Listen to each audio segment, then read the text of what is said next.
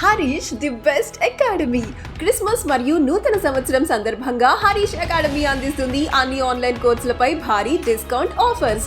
ఇప్పుడు full course ఏదైనా 2000 రూపాయలు మాత్రమే. ప్రతి సింగిల్ కోర్స్ 500 రూపాయలు మాత్రమే. 5000 రూపాయల Telangana SI and constable full course ఇప్పుడు 2000 రూపాయలు మాత్రమే. 6000 రూపాయల టీఎస్పీ ఎస్సీ గ్రూప్ 2 ఇప్పుడు 2000 రూపాయలు మాత్రమే.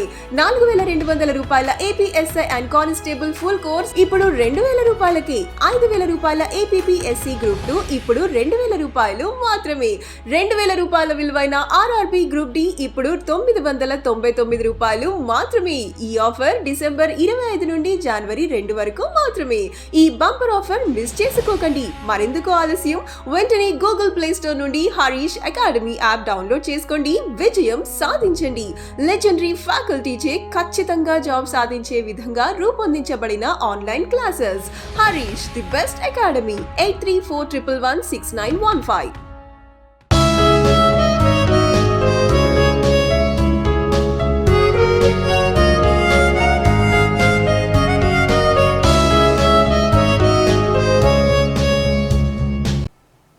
Hi friends, welcome to Harish academy.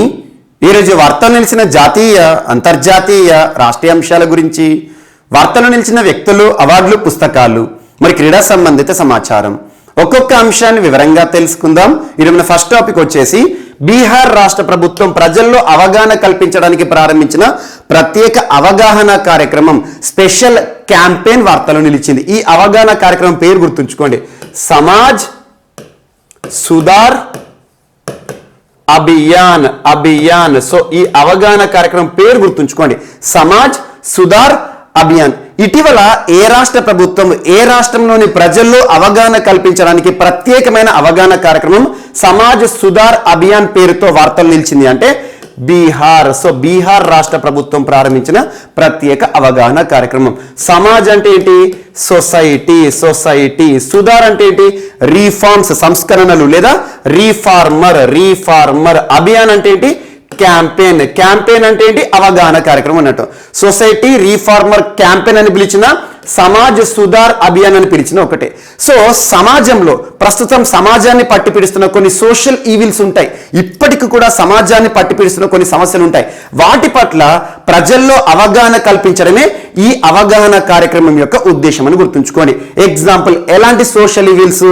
ముఖ్యంగా మహిళలకు సంబంధించి చైల్డ్ మ్యారేజ్ సిస్టమ్ కానివ్వండి. చైల్డ్ మ్యారేజ్ సిస్టమ్ అంటే ఏంటి? బాల్య వివాహాలకు సంబంధించి కానివ్వండి, లేదంటే డౌరీ రిలేటెడ్ ఇష్యూస్ కానివ్వండి, వరకట్న వేధింపులకు సంబంధించి, వరకట్నం అనే పెనుభూతం పట్ల ప్రజల్లో అవగాహన కల్పించే ఒక ప్రత్యేకమైన అవగాహన కార్యక్రమం గుర్తుంచుకోండి. సో సమాజంలో ఉన్న సోషల్ ఈవిల్స్ ఏవైతే ఉంటాయి, ఇప్పటికీ కూడా సమాజాన్ని పట్టిపిడుస్తున్న సోషల్ ఈవిల్స్, ఎక్స్క్లూజివ్గా విమెన్ రిలేటెడ్ ఈవిల్స్ ఏవైతే ఉంటాయో వాటి పట్ల ప్రజల్లో అవగాహన కల్పించడమే ధ్యేయంగా ఈ ప్రోగ్రామ్ ని నిన్నటి రోజున బీహార్ రాష్ట్ర ముఖ్యమంత్రి నితీష్ కుమార్ గారు ఈస్ట్ చంపారణ్ జిల్లాలో ప్రారంభించడం జరిగింది. జస్ట్ గుర్తుంచుకోండి, ఇక్కడ మనం గుర్తుంచుకోవాల్సింది ఏంటి? సమాజ్ సుధార్ అభియాన్ ఏ రాష్ట్రానికి సంబంధించి? బీహార్ రాష్ట్రానికి సంబంధించి. ఎందుకోసం ప్రారంభించడం జరిగింది? సమాజాన్ని పట్టిపిడుస్తున్న సోషల్ ఈవిల్స్ ఏవైతే ఉంటాయో, మన సమాజంలో ఇప్పటికీ చూస్తున్న సమస్యలు ఏవైతే ఉంటాయో వాటి పట్ల ప్రతి వ్యక్తికి కూడా అవగాహన కల్పించడమే ధ్యేయంగా ఈస్ట్ చంపారణ్ జిల్లాలో నిన్నటి రోజున ప్రారంభించిన కార్యక్రమం ఆల్మోస్ట్ 1 మంత్, నెక్స్ట్ 1 మంత్ వరకు కూడా రాష్ట్ర వ్యాప్తంగా ప్రతి మారుమూల ప్రాంతంలో కూడా సోషల్ ఈవిల్స్ పట్ల అవగాహన కల్పించడమే ఈ ప్రోగ్రాం యొక్క ఉద్దేశం, ధ్యేయం అని గుర్తుంచుకోండి, సరిపోతుంది. ఇక బీహార్ రాష్ట్రం విషయానికి వస్తే ఇటీవల తరచూ వార్తలు నిలుస్తోంది. బీహార్కి సంబంధించి వన్యప్రాణులకు సంబంధించి వాల్మీకి టైగర్ రిజర్వ్ గురించి మనం డిస్కస్ చేయడం జరిగింది. Valmiki tiger reserve and Bihar రాష్ట్రం ఇటీవల తరచూ మొట్టమొదటి అండ్ ఏకైక అనే అంశాలతో చాలాసార్లు వార్తలు చూస్తున్నాం. భారతదేశంలో ప్రస్తుతం మొట్టమొదటి ఏకైక రాష్ట్రం యుఎన్ఈపితో ఒప్పందం కుదుర్చుకున్న రాష్ట్రం ఏదంటే బీహార్ స్టేట్. గుర్తుంచుకోండి, యునైటెడ్ నేషన్స్ ఎన్వైరన్మెంట్ ప్రోగ్రామ్ తో ఒప్పందం కుదుర్చుకున్న ఏకైక రాష్ట్రం. అండ్ ఇటీవల దేశంలోనే మొట్టమొదటి అంశంతో బీహార్ రాష్ట్రం వార్త నిలిచింది. ఇథనాల్ పాలసీని విడుదల చేసిన మొట్టమొదటి భారతీయ రాష్ట్రం ఏదంటే బీహార్ రాష్ట్రం. భారతదేశంలోనే మొట్టమొదటి national centre for dolphin research, dolphin పరిశోధనల కోసం మొట్టమొదటి సెంటర్ ఇటీవల ఏర్పాటవడం మనం చూడడం జరిగింది. ఇలాంటి అంశాలు బీహార్ రాష్ట్రానికి సంబంధించి తరచూ మనం డిస్కస్ చేయడం జరుగుతుంది. వీటితో పాటు చాలా వస్తువులు కూడా వార్తలు నిలుస్తున్నాయి. ఇటీవల కాలంలో మనం షాహీ లిచీ ప్రోడక్ట్ కానివ్వండి, జర్దాలు మ్యాంగోస్ కానివ్వండి, చాలా అంశాలను బీహార్ రాష్ట్రం గురించి డిస్కస్ చేయడం జరుగుతుంది. సో బీహార్ రాష్ట్రానికి సంబంధించి ఈ రోజు వార్తలు ఇచ్చింది సమాజ్ సుధార్ అభియాన్. సొసైటీలో ఉన్న సోషల్ ఈవిల్స్ ఏవైతే ఉంటాయో ఆ సోషల్ ఈవిల్స్ పట్ల ప్రజల్లో అవగాహన కల్పించడం, ప్రస్తుతం సమాజం మొత్తాన్ని కూడా సంస్కరణే ధ్యేయంగా ఉద్దేశించబడిన కార్యక్రమాన్ని గుర్తుంచుకోండి సరిపోతుంది. అండ్ నెక్స్ట్ ఈరోజు వన్యప్రాణులకు సంబంధించి ముఖ్యంగా ఎలిఫెంట్స్ కి సంబంధించి కొంత డేటా వార్తలు ఇచ్చింది. ఆ డేటా దేనికి సంబంధించి అంటే ఎలిఫెంట్స్, ఏనుగుల మరణాలకి సంబంధించి. ఏనుగుల మరణాలు వివిధ రకాలుగా మనం చూస్తూ ఉంటాం. మ్యాన్ ఎనిమల్ కాన్ఫ్లిక్ట్ కానివ్వండి. మ్యాన్ ఎనిమల్ కాన్ఫ్లిక్ట్ అంటే ఏంటి?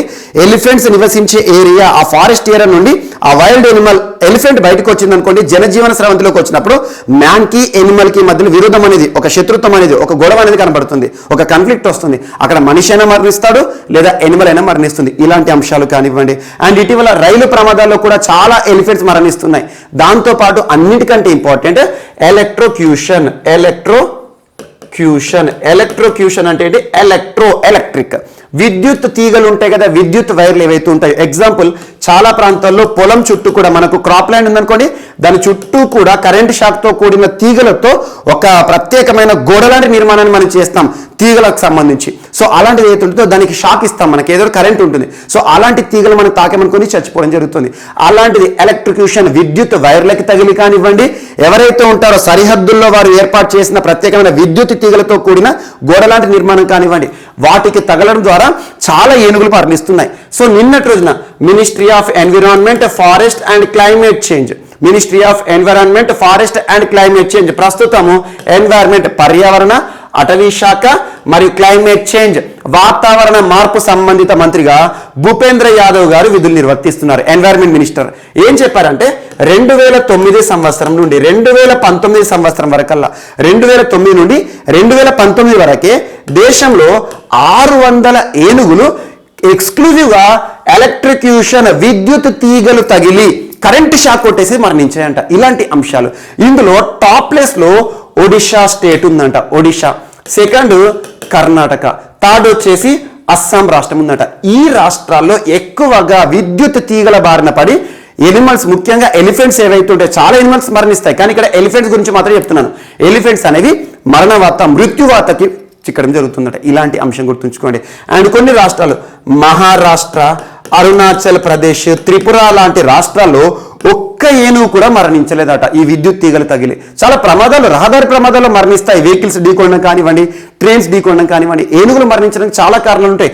ఎలక్ట్రిక్యూషనే కావచ్చు, లేదంటే train accidents. West Bengal side వెళ్తే ఎక్కువగా ఆ ఫారెస్ట్ ఏరియా నుండి మనకి ఎక్కువగా మనం చూస్తూ ఉంటాం కదా, రైల్వే ట్రాక్స్ అనేది చూస్తూ ఉంటాం. సో అలాంటి రైల్వే ట్రాక్స్ దాటేది, ఫారెస్ట్ లో ఉండే ఎనిమల్ ఏదైతే ఉంటుందో, ఎలిఫెంట్ ఏదైతే ఉంటుందో, రైల్వే ట్రాక్ దాటేటప్పుడు స్పీడ్గా వస్తున్న ట్రైన్ గుద్దింది అనుకోండి, ఆటోమేటిక్ చచ్చిపోతుంది. అండ్ నెక్స్ట్ పోచింగ్ అంటే ఏంటి? హంటింగ్. వేటగాళ్ళు ఉంటారు కదా, ఎకనామికల్ ఇంపార్టెన్స్ కోసం, ఆర్థికపరమైన ప్రయోజనాల కోసము ఎనిమల్స్ ని చంపేస్తారు. అందులో ఎనిమల్, ముఖ్యంగా ఎలిఫెంట్ కి సంబంధించి వాటి యొక్క దంతాలను పోచర్స్ ఇంటర్నేషనల్ మార్కెట్లో అత్యధిక లాభం కోసం అమ్ముకుంటారు. అందుకోసం ఈ మూగ జీవులను చంపేస్తారు. And at the same time poisoning. కొన్ని ప్రాంతాల్లో ఏనుగులను కావాలని మన సంతోషం కోసం చంపే వాళ్ళు కూడా ఉంటారు. లాస్ట్ ఇయర్ కేరళ రాష్ట్రంలో కొంతమంది యువకులు పైనాపిల్లో బాంబు పెట్టి చంపివేయడం జరిగింది ఒక ఏనుగును, ఒక ప్రెగ్నెంట్ ఉన్న ఏనుగును. ఇలాంటి అంశాలు కానివ్వండి. అండ్ ఇలాంటి ప్రమాదాలు అనేవి ఏనుగులను మనం చూస్తూ ఉంటాం. అందులో ఎలక్ట్రిక్యూషన్, విద్యుత్ వైర్లకి తగిలి దాదాపు 600 ఏనుగులు మరణించాట టాప్ స్టేట్లో అండ్ బాటమ్ స్టేట్లో. గుర్తుంచుకోండి, 0 మరణాలు. ఇలాంటి అంశం. అండ్ వీటితో పాటు ఎలిఫెంట్స్ కి సంబంధించి ఇటీవల మనం తరచూ ఏదో ఒక అంశాన్ని డిస్కస్ చేస్తున్నాం.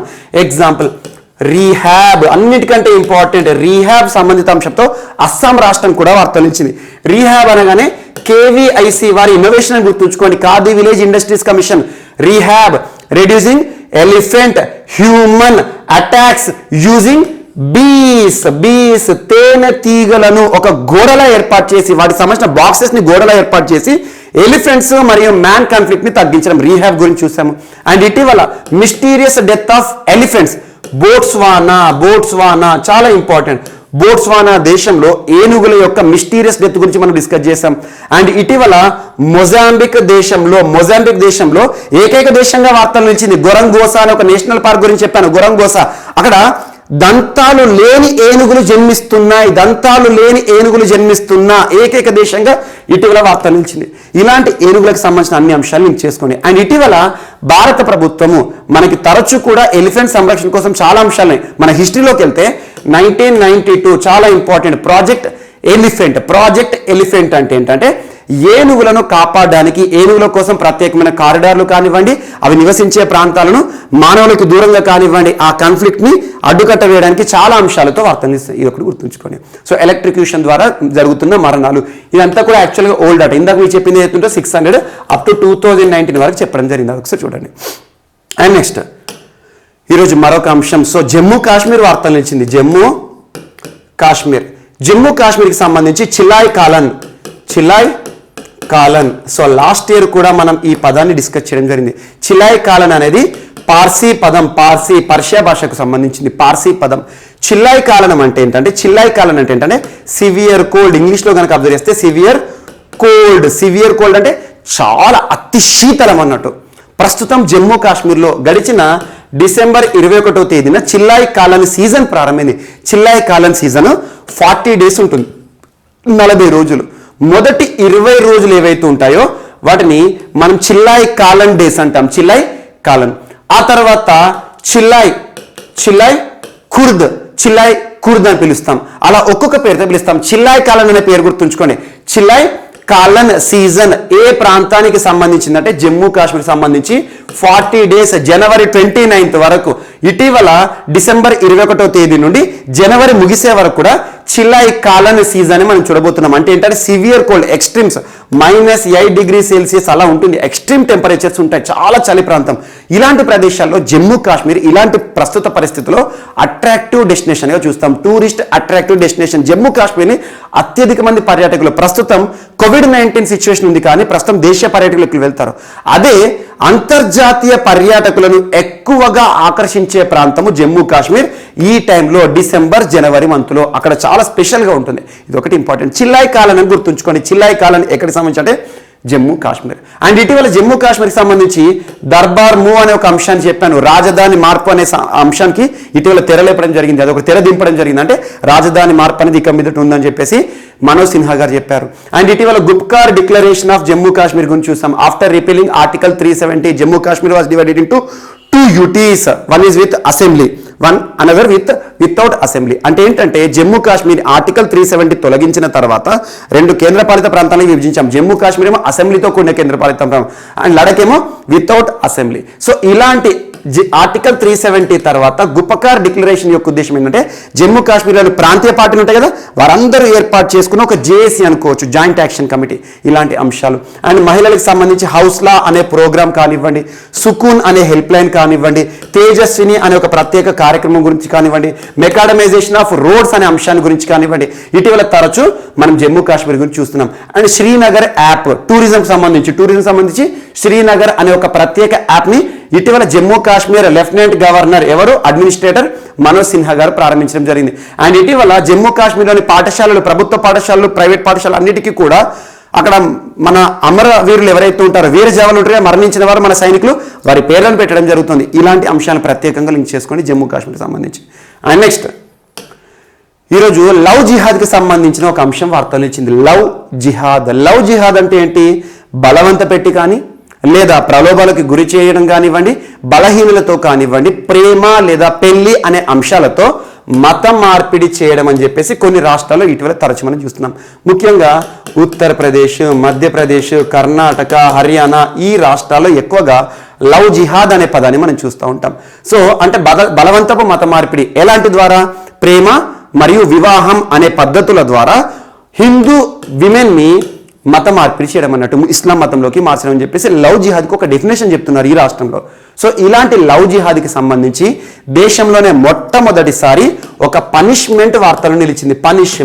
పనిష్మెంట్ లవ్ జిహాద్ అనే ఒక కేసులో ఒక యువకుడికి 10 సంవత్సరాల జైలు శిక్ష, 30,000 రూపాయల జరిమానాను విధిస్తూ కాన్పూర్ డిస్టిక్ కోర్ట్, కాన్పూర్ ఎక్కడ ఉంది, ఉత్తరప్రదేశ్ సంబంధించి కాన్పూర్ డిస్టిక్ కోర్టు సంచలనమైన తీర్పునివ్వడం జరిగింది. ఇది ఒకటి ఇంపార్టెంట్. దేశంలోనే మొట్టమొదటి లవ్ జిహాద్ కేసుతో మనం ఉత్తరప్రదేశ్ రాష్ట్రంలో చూస్తాం. దేశంలోని మొట్టమొదటిసారి లవ్ జిహాద్ ఆర్డినెన్స్ గురించి కూడా మనం ఉత్తరప్రదేశ్ రాష్ట్రంలోనే చూడడం జరిగింది. ఇలాంటి అంశాలన్నింటినీ కూడా లింక్ చేసుకోండి. సో ఉత్తరప్రదేశ్ రాష్ట్రంలో దేశంలోనే మొట్టమొదటిసారి ఒక వ్యక్తికి పనిష్మెంట్ కూడా ఇవ్వడం జరిగింది. దీనికి లింక్గా మీరు రాజ్యాంగంలో ప్రాథమిక హక్కులో ఆర్టికల్ 25, 26 ఈ ఆర్టికల్స్ లింక్ చేస్తూ చదవండి. అండ్ ఇటీవల ఉత్తరప్రదేశ్ రాష్ట్రానికి సంబంధించి తరచూ ఏదో ఒక అభివృద్ధి కార్యక్రమం సంబంధిత అంశం చూసాం. మనకు నోయిడా ఇంటర్నేషనల్ ఎయిర్పోర్ట్ కానివ్వండి, కుషినగర్ ఇంటర్నేషనల్ ఎయిర్పోర్ట్ కానివ్వండి, కొన్ని రైల్వే స్టేషన్ల పేరు మార్పు కానివ్వండి, అయోధ్య రామ మందిరం కానివ్వండి, సరయూ నది ఒడ్డున ఉన్న అయోధ్యలో దీపోత్సవం కార్యక్రమం కానివ్వండి, దీపోత్సవం గిన్నిస్ బుక్ ఆఫ్ వరల్డ్ రికార్డులో చోటు సంపాదించుకుంది. And strawberry festival, jaggery festival, Kalanamak rice festival ఇలాంటి అంశాల గురించి మనం తరచూ చూస్తున్నాం. అండ్ దేశంలోనే అతిపెద్ద డాగ్స్ పార్క్ అనేది, అండ్ దేశంలోనే అతిపెద్ద మ్యాంగో మ్యూజియం అనేది మనకు ఉత్తరప్రదేశ్ రాష్ట్రంలోనే చూడడం జరుగుతుంది. And Noida metro rail corporation ఇటీవల ఉత్తరప్రదేశ్ రాష్ట్రానికి సంబంధించి మనం డిస్కస్ చేయడం జరిగింది. ఇవన్నీ కూడా ఉత్తరప్రదేశ్ రాష్ట్రానికి సంబంధించి కొన్ని అంశాలు, మిగతా లింక్ చేసుకోండి. అండ్ నెక్స్ట్ ఈరోజు వార్తలు ఇచ్చిన ఒక ఇంజెక్షన్, ఆ ఇంజెక్షన్ పేరు గుర్తుంచుకోండి, చాలా ఇంపార్టెంట్.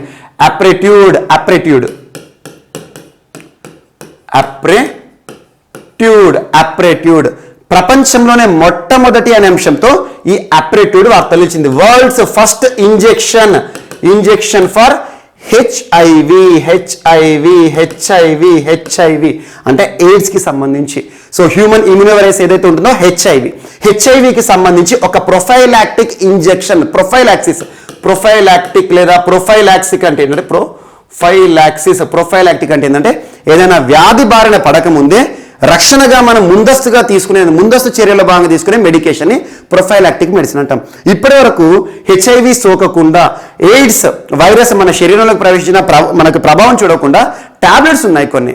సో అలాంటి టాబ్లెట్స్ కాకుండా, ఓరల్ టాబ్లెట్స్ కాకుండా మొట్టమొదటిసారి అప్రెట్యూడ్ అనే ఒక ఇంజెక్షన్, ఇంట్రావీనస్ మనకి ఇంజెక్షన్ ని సృష్టిస్తూ GlaxoSmithKline లాస్ట్ 6 months బ్యాక్ వార్తలు ఇచ్చింది. GlaxoSmithKline ఈ GlaxoSmithKline యాక్చువల్గా యూకే బేస్డ్ సంస్థ, లండన్ బేస్డ్ సంస్థ.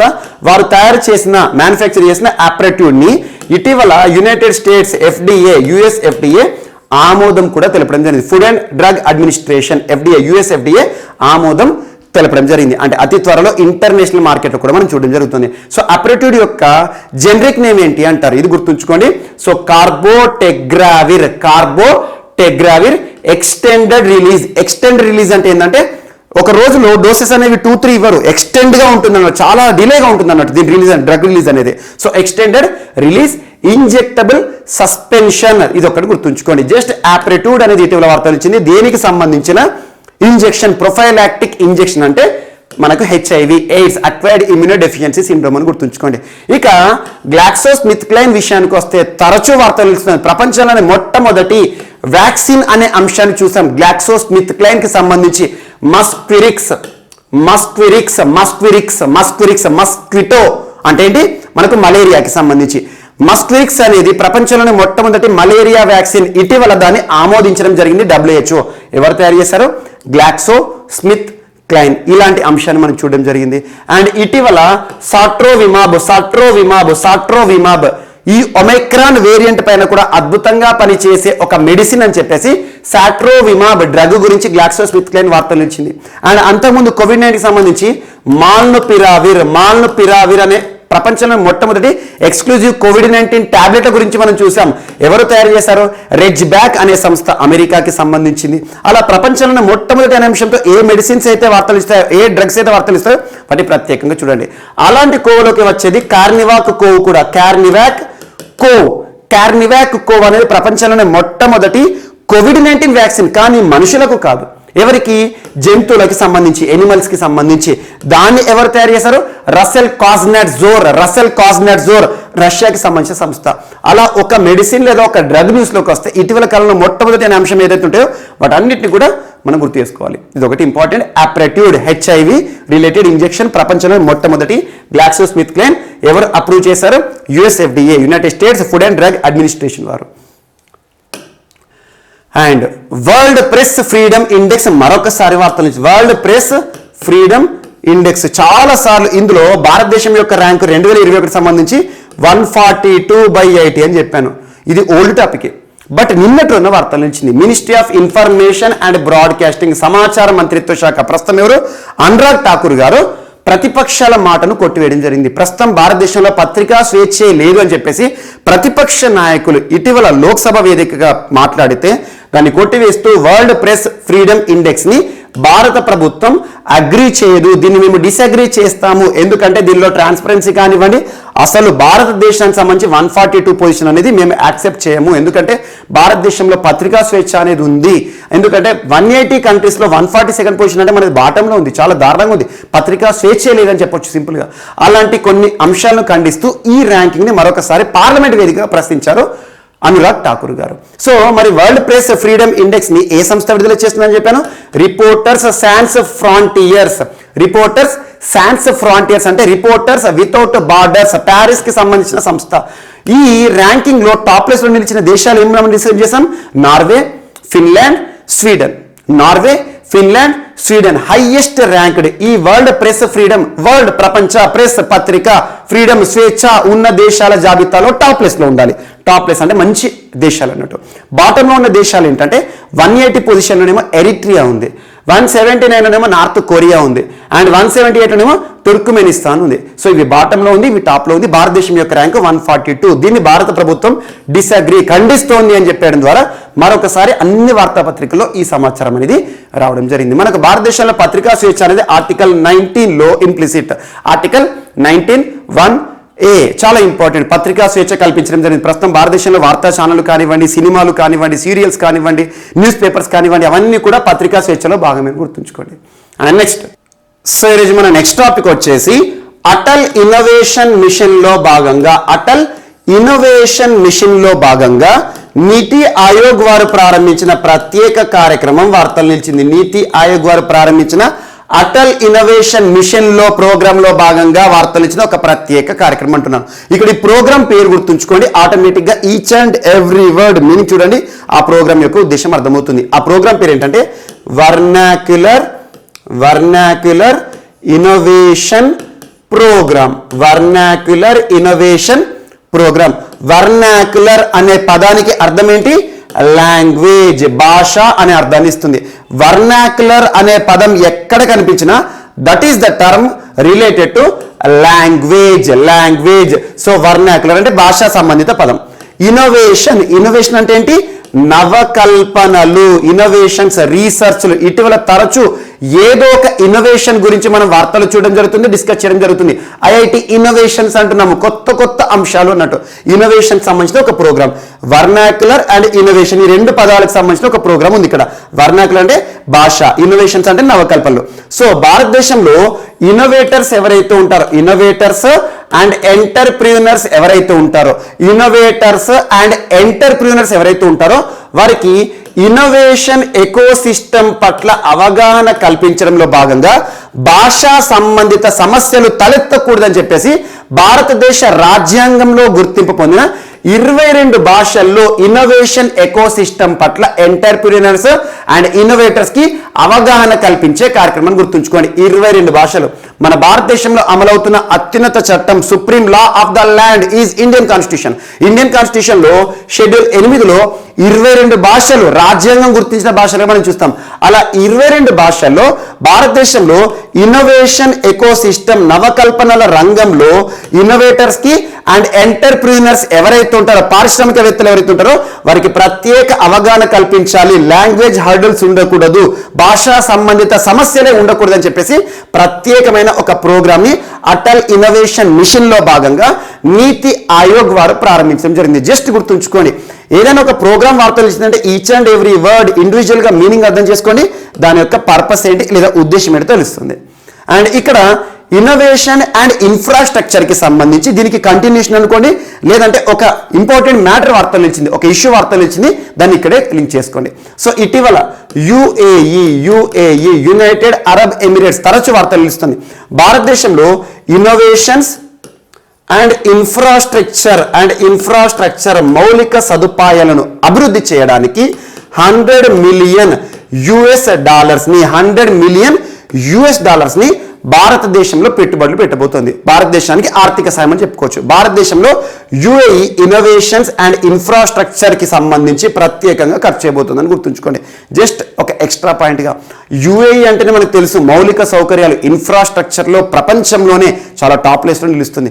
అలాంటి యుఏఈ ఇటీవల తరచు వార్తలు ఇస్తుంది. మనకు గోల్డెన్ వీసా కానివ్వండి, గల్ఫ్ కంట్రీస్లోనే మొట్టమొదటి దేశంగా యుఏఈ గురించి మనం డిస్కస్ చేసాం.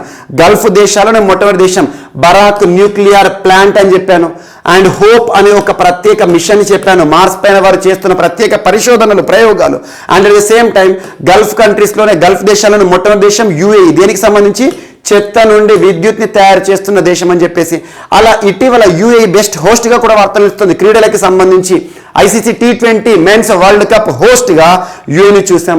అండ్ ఐపీఎల్కి సంబంధించి ఈ సంవత్సరం 2వ ఎడిషన్ ఏదైతే ఉంటుందో, ఈ సంవత్సరం 2వ ఎడిషన్ 2021 సంవత్సరం ప్రథమార్థమేమో ఇండియాలో జరిగింది. కరోనా కారణంగా మనం దుబాయ్కి షిఫ్ట్ చేశాం. అలా 2వ విడత యుఏఈ ఆతిథ్యం ఇవ్వడం జరిగింది. అండ్ ఇటీవల కాలంలో యుఏఈకి సంబంధించి మనం డిస్కస్ చేసిన అన్ని అంశాలను కూడా లింక్ చేస్తూ చూడండి. సో భారతదేశంలో ఇన్నోవేషన్స్ అండ్ ఇన్ఫ్రాస్ట్రక్చర్ సెక్టార్లో ప్రత్యేకంగా $100 మిలియన్ ప్రత్యేక పెట్టుబడిని పెట్టబోతుందని గుర్తుంచుకోండి, సరిపోతుంది. అండ్ నెక్స్ట్ ఈరోజు మరొక అంశం, ఒక ప్రత్యేక అధునాతనమైన వాహనాన్ని ఆర్మీలో ఇండక్ట్ చేయడం జరిగింది. అంటే ఆర్మీలో ప్రవేశపెట్టడం జరిగింది. సో ఈ వాహనం పేరు గుర్తుంచుకోండి, సరిపోతుంది. Just armoured. ఆర్మర్డ్ అంటే ఏంటి? ఆయుధాలు అన్నట్టు, ఆయుధాలతో కూడిన ఒక వాహనం అన్నట్టు. Armoured engineer. Armoured engineer reconnaissance. So reconnaissance vehicle. Armoured engineer reconnaissance అనొచ్చు, లేదా రికాగ్నైజ్ అనొచ్చు. So reconnaissance vehicle, armoured engineer reconnaissance vehicle ని ఇటీవల వార్తలు ఇచ్చింది. ఎవరు తయారు చేశారంటే DRDO, భారతదేశంలో రక్షణ రంగానికి సంబంధించి పనిచేస్తున్న అత్యున్నత సంస్థ. Defence research development organisation and ordnance factory Medak. Telangana రాష్ట్రంలో మెదక్లో ఒక ఆర్డినెన్స్ ఫ్యాక్టరీ ఉంది. ఆర్డినెన్స్ ఫ్యాక్టరీ అంటే ఆయుధాలను తయారు చేస్తుంది అన్నట్టు రక్షణ రంగానికి సంబంధించి. And BEL, Bharat electronics limited, Pune వారు తయారు చేసిన అధునాతనమైన వాహనం ఏదైతే ఉంటుందో ఆర్మర్డ్ ఇంజనీర్ రికాగ్నైజెన్స్ వెహికల్ ని ఇటీవల భారత ఆర్మీకి సంబంధించి కదా మనోజ్ ముకుంద్ నరవనే గారు ఆర్మీలో దీన్ని ప్రవేశపెట్టడం జరిగింది. ఇండక్ట్, దీని సేవలను ప్రారంభించడం జరిగిందని గుర్తుంచుకోండి. మనోజ్ ముకుంద్ నరవనే గారు కూడా ఇటీవల తరచూ వార్తలు ఇస్తున్నారు. తరచూ వార్త ఒకటి సర్క్యులేట్ అవుతుంది. నెక్స్ట్ CDSగా ఇండియాలో తనే విధులు నిర్వర్తించబోతున్నారా అని చెప్పేసి. And at the same time ఇటీవల ఒక కమిటీ చీఫ్స్ ఆఫ్ ఆర్మీకి సంబంధించి, త్రివిధ దళాలకు సంబంధించి స్టాఫ్ కమిటీ ఉంటుంది. ఆర్మీ చీఫ్స్ కమిటీ ఏదైతే ఉంటుందో దానికి చైర్మన్గా నియమితులై వార్తలు నిలిచారు. ఇలాంటి అంశాలను లింక్ చేసుకోండి. జస్ట్ ఇక్కడ వెహికల్ గుర్తుంచుకోండి, ఎవరు తయారు చేశారు? అధునాతనమైన వ్యవస్థ కలిగిన ఒక ప్రత్యేక వాహనం అని గుర్తుంచుకోండి. అండ్ నెక్స్ట్ ఈరోజు మరొక అంశం. సో చైనాకి సంబంధించి ప్రస్తుతం చైనాలో మహిళా ఉద్యమాలు జరుగుతున్నాయి. సింపుల్ చెప్పాలంటే మీటూ ఉద్యమం. మీటూ ఉద్యమం అనేది ప్రపంచవ్యాప్తంగా సంచలనం. సో మనకు తరానే బుర్కే గారు ప్రారంభించిన మీటూ మూమెంట్, తరానే బుర్కే గారు USA కి సంబంధించి ప్రారంభించారు. కొన్ని రోజులు భారతదేశంలో చూసాం మనం మీటూ మూమెంట్ అని. ముఖ్యంగా మీటూ అనేది మహిళలకు సంబంధించి, మహిళలపై జరుగుతున్న లైంగిక వేధింపులు కానివ్వండి, దాడులు కానివ్వండి, గృహహింస కానివ్వండి, ఇలాంటి అంశాలను ప్రస్తావిస్తూ మీటూ మూమెంట్ని ఇటీవల చైనా దేశంలోని మహిళలు ప్రారంభించారు, ఒక ఉద్యమాన్ని ప్రారంభించారు. ఈ ఉద్యమాన్ని దృష్టిలో ఉంచుకొని చైనా ప్రభుత్వం ఇటీవల ఒక సవరణను కూడా ప్రతిపాదిస్తుంది. సవరణలు అంటున్నాను. దేనికి సవరణ అంటే చైనాలో ఆల్మోస్ట్ 30 years బ్యాక్ ప్రతిపాదించిన, తీసుకొచ్చిన, అమలు చేసిన ఒక చట్టం ఉంది. మహిళా హక్కుల పరిరక్షణ చట్టం. మహిళా హక్కుల పరిరక్షణ చట్టానికి చాలా ఎక్కువగా సవరణలను తీసుకురాబోతుందట. అంటే ప్రస్తుతం చైనాలో మహిళలకు ప్రత్యేకంగా హక్కుల పరిరక్షణ, మహిళా రక్షణను చూడబోతున్నాం. ఇందులో కొన్ని అంశాలు, ఎగ్జాంపుల్, ఎవరైనా జాబ్ రిక్రూటర్ ఉన్నారనుకోండి, ఎవరైనా జాబ్కి సంబంధించి ఉద్యోగ నియామకాల్లో కనుక ఇంటర్వ్యూ తీసుకున్నారనుకోండి, అందులో వారికి సంబంధించిన పర్సనల్ డీటెయిల్స్ తీసుకోకూడదు. తన వైవాహిక స్థితి కానివ్వండి, వివాహానికి సంబంధించి కానివ్వండి, సో తనకి సంబంధించిన పర్సనల్ ఏవైతే ఉంటాయో, తనకి సంబంధించి లైంగిక పరమైన ఏవైతే అంశాలు ఉంటాయో వాటికి సంబంధించి ఎవరు కూడా అసలు ప్రస్తావించకూడదు. అండ్ ఒంటరిగా నివసించే మహిళ ఎవరైతే ఉంటారో, విడోస్ కానివ్వండి, లేదా డివోర్స్ కానివ్వండి, డివోర్స్ తీసుకున్న వారు కానివ్వండి, వారిని తక్కువ అంచనా చేస్తూ వారిని ఏదైనా వేలాకోలాలుగా మాట్లాడనుకోండి, వారిపైన కూడా క్రిమినల్ కేసెస్ని పెడతారంట. ఇలాంటి అంశాలు. సో మహిళలకి సంబంధించి పని ప్రదేశాల్లో అత్యున్నతమైన సౌకర్యాలు, అతిపెద్ద రక్షణ కల్పిస్తూ మహిళలకి సంబంధించి అన్ని రంగాల్లో కూడా ప్రత్యేకంగా రక్షణల కోసం ఉద్దేశించబడిన సవరణలను ప్రతిపాదించబోతున్నామని చెప్పేసి ఇటీవల పార్లమెంట్ సమావేశాలు వారు ప్రస్తావించారు. ఇది ఒకటి ఇంపార్టెంట్. సో అధికారికంగా చట్ట రూపంలోకి వస్తే మాత్రం ప్రపంచంలో కనుక చర్చనీయాంశం అయితే మనకి ఇంపార్టెంట్. సో ఇటీవల కాలంలో చైనా తరచూ ఏదో ఒక అంశం, పిల్లలకి సంబంధించి వార్తలు ఇచ్చింది, పిల్లలకి సంబంధించి హోంవర్క్, హోమ్ ట్యూషన్స్ వాటిని బ్యాన్ చేసేశారు. సో 3 పాలసీ, పిల్లలు తప్పు చేస్తే పేరెంట్స్కి శిక్ష అనే అంశము. అండ్ ఇటీవల బైహెతాన్ హైడ్రో ఎలక్ట్రిక్ ప్రాజెక్ట్ ప్రపంచంలోనే 2వ అతిపెద్ద. సో ఇలాంటి అంశాలు. మరి టోకమాక్ అనే ఒక కృత్రిమ సూర్యుడి గురించి మనం డిస్కస్ చేశాము. షిజియాన్ 21, నియో-01 రోబో శాటిలైట్స్, దీని యొక్క ప్రత్యేకత స్పేస్ జంక్ మరియు స్పేస్ డెబ్రిస్ని ప్రత్యేకంగా నిర్వహించడం, నియంత్రించడం, ఇలాంటి అంశాలు లింక్ చేస్తూ చూడండి. అండ్ నెక్స్ట్ ఈరోజు మరొక అంశం, ఒక పుస్తకం వార్తలు నిలిచింది. స్పైసెస్ స్టాటిస్టిక్స్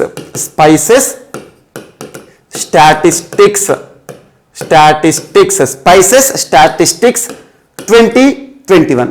స్పైసెస్ ఏవైతే ఉంటాయి, మనం వాడే స్పైసెస్ ఉంటాయి కదా, మనం వాడే స్పైసెస్ అన్ని కూడా మనకి ఏవైతే ఉంటాయి, లవంగాలు కానివ్వండి అన్ని కూడా. సో స్పైసెస్ స్టాటిస్టిక్, భారతదేశంలో స్పైసెస్ కి సంబంధించి గణాంకాలతో కూడిన ఒక పుస్తకాన్ని విడుదల చేశారు. దీన్ని ఎవరు రూపొందించారంటే directorate of areca nut and spices board, directorate of areca nut and spices, Kozhikode, Kerala కేంద్రంగా పనిచేస్తుంది.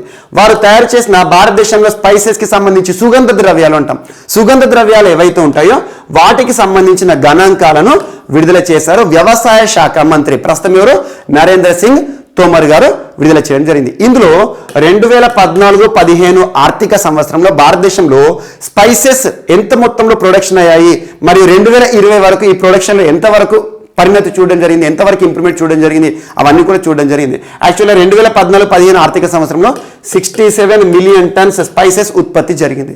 అలాంటిది ఇప్పటి వరకు దాదాపు 106కి ఇది పెరగడం జరిగింది. సో ఇది ఏదైతే ఉంటుందో ఈ గణాంకాలపైన పోటీ పరీక్షలో ప్రశ్నలు అడగరు. స్పైసెస్ యొక్క ప్రొడక్టివిటీ అండ్ ప్రొడక్షన్ అనేది భారతదేశంలో గణనీయంగా పెరిగింది అని చెప్పేసి ఈ పుస్తకం విడుదలలో చెప్పడం జరిగింది.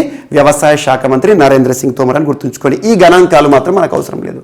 అండ్ నెక్స్ట్ ఈరోజు వార్తలు ఇచ్చిన ఒక స్పెషల్ టర్టిల్, తాబేలు వార్తలు నిలిచింది. Albino turtle, Indian albino flagship turtle అనొచ్చు. ఫ్లాగ్షిప్ టర్టిల్ లేదా flagship turtle. So albino turtle చాలా రేర్ టర్టిల్. యాక్చువల్గా ఈ టర్టిల్స్ ఏవైతే ఉంటాయో ఇందులో టైరోసిన్ అనే ఒక పిగ్మెంట్ లోపం ఉంటుంది. పిగ్మెంట్ అంటే ఏంటంటే మనకు మెలనిన్ పిగ్మెంట్ ఉంటుంది కదా, అలా తాబేల్లో ఉండే టైరోసిన్ ఏదైతే ఉంటుందో ఆ టైరోసిన్ పిగ్మెంట్ అనేది ఆబ్సెంట్ ఉండే వాటిని అల్బినో టర్టిల్స్ అంటాం. అల్బినో అంటే తెల్లగా ఉంటాయి, కాకపోతే ఇక్కడ ఎల్లో కలర్లో ఉంటాయి. Albino flagship turtle, Indian albino flagship turtle ఇటీవల ప్రత్యేకంగా ఎక్కడ కనిపించింది అంటే సిర్నాపల్లి గుట్టల్లో ఆనవాళ్ళం కనుగొని. సిర్నాపల్లి గుట్టలు అనగానే ఏ రాష్ట్రం గుర్తుకు రావాలి? తెలంగాణ రాష్ట్రం. తెలంగాణ రాష్ట్రంలో నిజామాబాద్ చాలా ఇంపార్టెంట్. తెలంగాణ జాగ్రఫీలో చాలాసార్లు ఈ ప్రశ్న అడుగుతారు. సిర్నాపల్లి గుట్టలు ఏ జిల్లాలో ఉన్నాయి, ఏ రాష్ట్రంలో ఉన్నాయని చెప్పేసి. సిర్నాపల్లి గుట్టల్లో ఫారెస్ట్ అఫీషియల్స్ దీన్ని ఐడెంటిఫై చేయడం జరిగింది. Albino turtle, Indian albino turtle. యాక్చువల్గా ఇలాంటి రేర్ తాబేళ్లను ఆసియా ఖండంలో ముఖ్యంగా మన పక్క దేశం పాకిస్తాన్, బంగ్లాదేశ్, మయన్మార్ ఇలాంటి దేశాల్లో మాత్రం చూడడం జరుగుతుంది. అలాంటిది మన భారతదేశంలోని కొన్ని ప్రాంతాలు, అందులో కూడా తెలంగాణలో ఒక ప్రత్యేకమైన టర్టిల్ని ఆనవాళ్ళం కనుగొన్నారు. అండ్ ఇంకోటి గుర్తుంచుకోండి, దీని యొక్క సైజ్ చాలా చిన్నగా ఉంటుంది. జస్ట్ 14 to 15 ఇంచెస్ మాత్రమే ఉంటుంది. 14 to 15 ఇంచెస్ టర్టిల్. సో అలాంటి ఒక సున్నితమైన టర్టిల్ ఎగ్జామ్లో అడిగితే ఇదంతా కూడా అడగారు. దీన్ని ఏమడుగుతారంటే టైరోసిన్ పిగ్మెంట్ లోపించిన ఒక తాబేలు, ప్రత్యేకమైన తాబేళ్ల ఆనవాళ్ళను ఆల్రెడీ ఎగ్జిస్టింగ్ ప్రపంచంలో ఎక్కడ కనుగొనడం జరిగిందంటే రాష్ట్రీయ స్థాయి పరీక్షల్లో అడిగే అవకాశం ఉంటుంది. సిర్నాపల్లి తెలంగాణ స్టేట్ అని గుర్తుంచుకోండి, ఇదొకటి ఇంపార్టెంట్. అండ్ ఇటీవల కాలంలో తెలంగాణకి సంబంధించి ప్రత్యేకమైన వార్తలు ఏవైతే నిలిచి అవన్నీ కూడా లింక్ చేసుకోండి. దేశంలోనే మొట్టమొదటి డ్రోన్లకి సంబంధించి కానివ్వండి, దేశంలోనే మొట్టమొదటి సీడ్ కాప్టర్ సర్వీసెస్ కానివ్వండి, ఇలాంటి అంశాలు. అండ్ నెక్స్ట్ ఈరోజు రాష్ట్రీయ అంశాల్లో భాగంగా ఒక పుస్తక ఆవిష్కరణ వార్తలు నిలిచింది. శత వసంతాల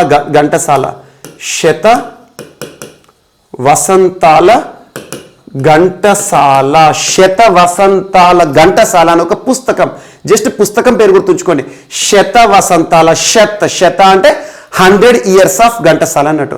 ఇలాంటి ఒక ప్రత్యేకమైన పుస్తకాన్ని ప్రస్తుతం ఆంధ్రప్రదేశ్ రాష్ట్ర సాంస్కృతిక సంచాలకులుగా విధులు నిర్వర్తిస్తున్న రేగుళ్ళ మల్లికార్జునరావు గారు రాయడం జరిగింది. ఆ పుస్తకాన్ని ఇటీవల ఆంధ్రప్రదేశ్ రాష్ట్ర ముఖ్యమంత్రి వైఎస్ జగన్మోహన్ రెడ్డి గారు ఆవిష్కరించడం జరిగింది. జస్ట్ రాష్ట్ర స్థాయి పోటీ పరీక్షలో అడిగే అవకాశం ఉంటుంది. రాష్ట్ర సాంస్కృతిక అన్నాను కాబట్టి ఇక్కడ ఘంటసాల గారికి సంబంధించి, ఘంటసాల గారు ప్రముఖ సింగర్, భారతదేశ చరిత్రలో ఎప్పటికీ గుర్తుండిపోతారు. సో అలాంటి ఘంటసాల గారికి సంబంధించిన అంశాలు, తనకు సంబంధించిన ప్రత్యేక పాటలను ఇతివృత్తంగా తీసుకొని రాయబడిన పుస్తకమే మల్లికార్జునరావు రేగుళ్ళ గారు రాసిన పుస్తకం శత వసంతాల ఘంటసాల అనే ఒక పుస్తకం వార్తలు నిలిచింది. అండ్ నెక్స్ట్ ఈరోజు జస్టిస్ ఎన్వి రమణ గారు వార్తలు నిలిచారు. Justice N V Ramana. So justice N V Ramana garu ఒక ప్రత్యేకమైన పురస్కారం రోటరీ క్లబ్ ఆఫ్ ఇండియా ఈ సంస్థ గుర్తుంచుకోండి. యాక్చువల్గా రోటరీ క్లబ్ ఆఫ్ ఇండియా లేదా రోటరీ క్లబ్ ఆఫ్ విజయవాడ అని గుర్తుంచుకోండి. ప్రపంచవ్యాప్తంగా గుర్తింపు పొందిన ఒక ప్రముఖ సంస్థ, చారిటీస్కి సంబంధించి వివిధ రంగాల్లో ప్రత్యేక గుర్తింపు పొందిన వారికంటూ ప్రత్యేక కృషి చేస్తున్న వ్యక్తులను గుర్తించి ఈ సంస్థ పురస్కారాలను ప్రకటించడం జరుగుతుంది. రోటరీ క్లబ్ ఆఫ్ ఇండియా వారు ఇటీవల జస్టిస్ ఎన్వి రమణ గారికి, ప్రస్తుత భారత ప్రధాన న్యాయమూర్తి గారికి ఒక ప్రత్యేక పురస్కారాన్ని ప్రకటించారు. జీవితకాల పురస్కారం, లైఫ్ టైం అచీవ్మెంట్ పురస్కార గ్రహీతగా 2021 సంవత్సరం సంబంధించి రోటరీ క్లబ్ ఆఫ్ ఇండియా వారు జస్టిస్ ఎన్వి రమణ గారికి రానున్న సుపరిపాలన దినోత్సవం డిసెంబర్ 25వ తేదీన ఈ పురస్కారాన్ని ప్రదానం చేస్తారంట. సో మన తెలుగు ప్రాంతానికి సంబంధించిన ఒక ప్రతిష్టాత్మక పురస్కారం, ప్రతిష్టాత్మక సంస్థ భారతదేశంలో ప్రముఖ వ్యక్తికి ప్రదానం చేయబోతున్నాం. అదొకటి important. And next Singireddy Narayana Reddy గారు. సో సినారే గారి పేరు మీదట ప్రతి ఏటా కూడా శుభోదయం అనే ఒక సంస్థ, శుభోదయం అనే ఒక సంస్థ ఒక ప్రత్యేకమైన పురస్కారాన్ని ఇస్తుంది. సినారే స్వర్ణ కంకణం, సినారే పేరిట ఇచ్చే స్వర్ణ కంకణం శుభోదయం ఈ సంవత్సరం వంశీ మూవీ ఆర్ట్స్ వారు ఎవరైతే ఉంటారో వారు కూడా సంయుక్తంగా ఇచ్చారు. శుభోదయం అని గుర్తుంచుకోండి. శుభోదయం సంస్థ ఈ సంవత్సరానికి 2021 సంవత్సరానికి సంబంధించి సినారే స్వర్ణ కంకణం పురస్కారాన్ని, ఈ కంకణాన్ని ఎవరికి ప్రదానం చేశారంటే సో జమున గారు, అలనాటి నటి జమున. మనకు పాత సినిమాల్లో తనకంటూ ప్రత్యేక గుర్తింపు పొందారు. మిస్సమ్మ సినిమా ఒకప్పుడు పాత సినిమా, చాలా ఇంపార్టెంట్ మూవీ అది. సో అలాంటి ఒక అలనాటి నటి జమున గారు తనకు నటన రంగంలో ఉన్న ప్రత్యేక గుర్తింపుని గుర్తించి శుభోదయం సంస్థ స్వర్ణ కంకణాన్ని తనకు తొడగడం జరిగింది. ఇది ఒకటి ఇంపార్టెంట్. సో ఈ పురస్కారాన్ని ఎవరు ప్రదానం చేశారంటే ప్రస్తుతం తెలంగాణ రాష్ట్ర గవర్నర్ తమిళిసై సౌందరరాజన్ గారు. గుర్తుంచుకోండి. స్వర్ణ కంకణ పురస్కార గ్రహీత జమున గారు అని గుర్తుంచుకోండి. నటి, ఒకప్పటి నటి. సో శుభోదయం సంస్థ స్వర్ణ కంకణం. అండ్ నెక్స్ట్ ఈరోజు వార్తలు ఇచ్చిన రిచర్డ్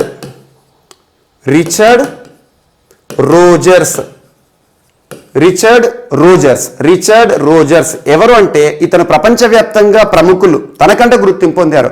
ఆర్కిటెక్చర్కి సంబంధించి, ఆర్కిటెక్చర్ అంటే ఏంటి, నిర్మాణ రంగానికి సంబంధించి ఆర్కిటెక్చర్ ఫీల్డ్లో తనకంటూ ప్రత్యేక గుర్తింపు. ఆర్కిటెక్చర్ ఫీల్డ్లో ఇచ్చే ఒక ప్రతిష్టాత్మక పురస్కారం, ఆర్కిటెక్చర్లో నోబెల్ అనొచ్చు. ఆ పురస్కారం ఏంటి, ప్రిట్జికర్ పురస్కారం. ప్రిట్జికర్. సో ఆర్కిటెక్చర్లో గనక ఒక నోబెల్ పురస్కారం ఉంటే ఆ అత్యున్నత పురస్కారమే ప్రిట్జికర్, ఆర్కిటెక్చర్కి సంబంధించి. అలాంటి ప్రిట్జికర్ పురస్కార గ్రహీత ప్రపంచంలో చాలా ప్రముఖ కట్టడాలు మనకు లండన్లో కానివ్వండి, చాలా వరకు మిలియన్స్ డోమ్ అంటాం, లేదంటే మిలియన్స్ డోమ్ అండ్ అమెరికాకి సంబంధించి వరల్డ్ ట్రేడ్ సెంటర్ కానివ్వండి, అలాంటి ప్రముఖ కట్టడాలు, ప్యారిస్కి సంబంధించి చాలా కట్టడాలు, ప్రపంచంలో ఆర్కిటెక్చరల్ ఇంపార్టెన్స్ ఉన్న ప్రముఖ కట్టడాల నిర్మాత, కన్స్ట్రక్టర్, ఆర్కిటెక్చర్ రిచర్డ్ రోజర్స్ గారు బ్రిటన్కి సంబంధించి ప్రముఖ ఆర్కిటెక్ట్. ఇటీవల అనారోగ్య సమస్యల కారణంగా, వృద్ధాప్య సమస్యల కారణంగా మరణిస్తూ వార్తలు ఇచ్చారు. జస్ట్ గుర్తుంచుకోండి, రిచర్డ్ రోజర్స్ ఇటీవల మరణిస్తూ వార్తలు ఇచ్చారు.